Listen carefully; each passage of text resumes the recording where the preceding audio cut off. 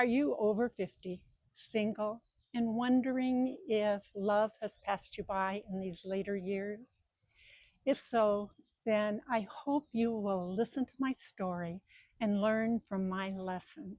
Don't make the same mistake I did. I'm Esther. I was widowed at the age of 41, and after spending several years working through my guilt, my grief, my insecurities, and reinventing myself, trying to figure out who I was other than the wife and the mother and the employee and the insecure woman that I was. And after a few years, I finally reached the point that I was totally content in my life. I learned to socialize. I got the courage to step past my comfort zone and was really enjoying life. I started socializing with a lot of other Christian singles, and there was probably about 20 some divorcees in our singles group. I was the only person that was widowed. 41 is a pretty early age to be widowed at. So all the others were divorcees. In my social circle, I had a lot of friends. And even dating back to my high school days, my closest friends were always guys. And so that carried over into my adulthood too. So I had one very, very dear friend who was close to me. And today I'm still very close to her 30 years later. But all my single guy friends would kid me about, are you ever going to start dating, Esther? Because I didn't date. And I just told them, when I need a hug, you guys are there for me. That's all I need right now. That's enough right now. But after a number of years, all those friends in that social circle began to get married. And my social circle started shrinking a little bit and a little bit. When my social circle started dwindling and getting smaller, I started withdrawing.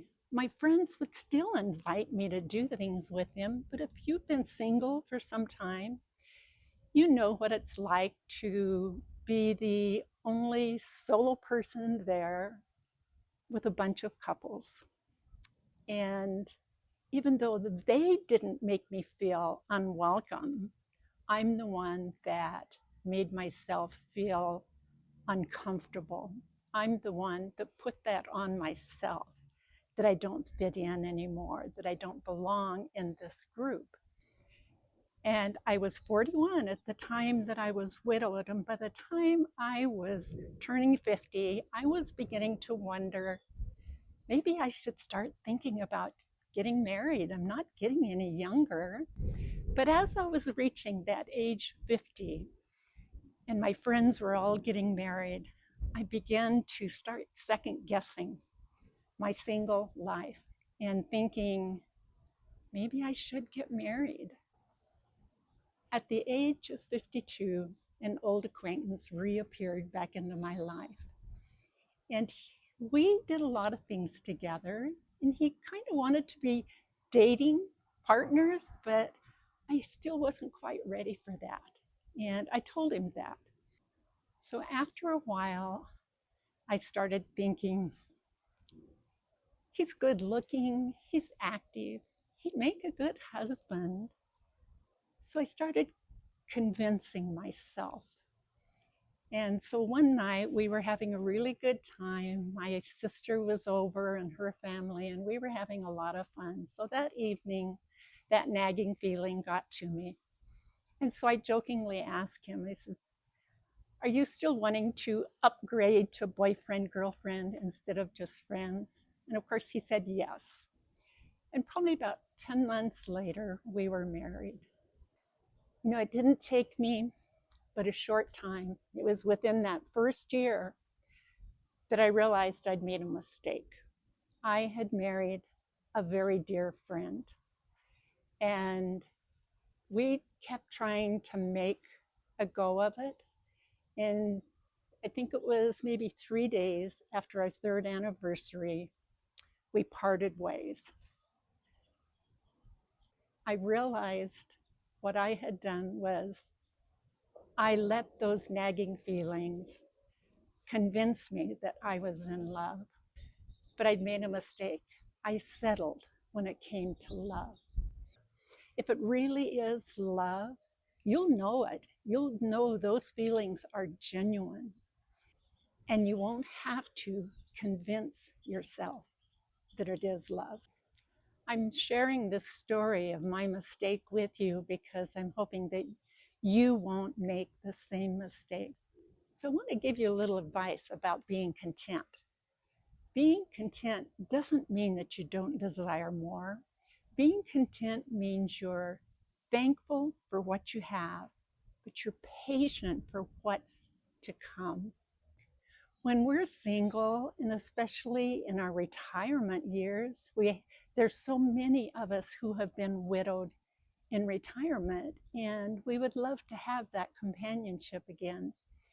So I encourage you, if that is you, that you start finding another group of people to start getting involved with. I didn't do that. Instead, I started thinking I should be married.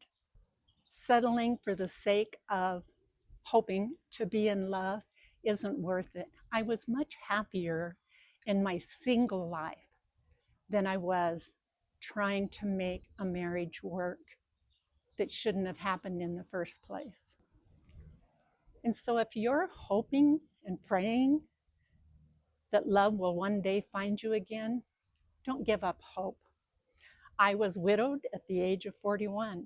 I stayed single for 11 years before I made that mistake and settled when it came to love. After that 3-year marriage, I was single for another 8 years, and I was totally content. After my divorce, I started involving myself. I joined a ladies' single Bible study, and I started building new friends again. And after another 8 years of being single, of living life solo, I met the man of my dreams. While I was being patient for what's to come. So if you're over 50 and you're feeling like that door has closed to your ever finding love again in your life, don't give up. Stay focused on where you are right now in life. Be happy with what you have. Be thankful with what you have. But be patient for what's to come. You never know. That door may open up again and love will find you. Check out this video up here. I'm going to post the video telling my story of meeting the man of my dreams after a total of 19 years of flying solo. Other than that 3-year interruption there, which would have made it 19, 20, 21, would have made it 22 years had I not made that mistake. So if you want to hear that love story, how that happened, then I encourage you to watch the next video. If you're 50, 60, 70, or beyond, hit subscribe and follow my channel. I give a lot of tips about retirement. I share fun stories about my life and being over the age of 50, and just general tips about retirement. Have you been flying solo for a lot of years? Are you looking for love, hoping that love finds you again one day? Comment below and tell me your story. I'd love to hear it.